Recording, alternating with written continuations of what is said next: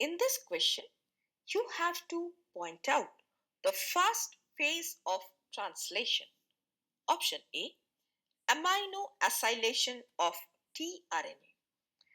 The first phase of translation is the charging, that is amino acylation of tRNA.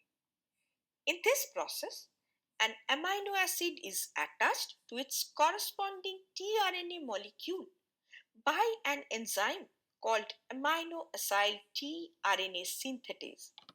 And this step is crucial because it prepares the tRNA to deliver the correct amino acid during protein synthesis, that is translation.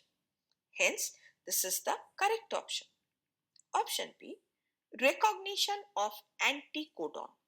This is incorrect because recognition of anticodon occurs later, that is during the elongation phase of translation, when the charged tRNA pairs its anticodon with the codon on mRNA at the ribosome.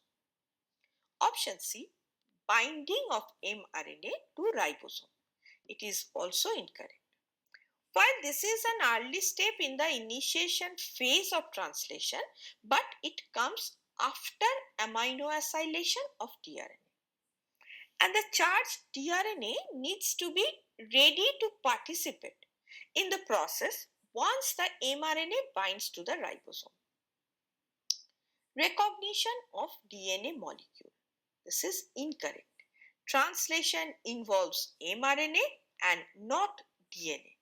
The DNA is transcribed into mRNA during transcription, which happens before translation.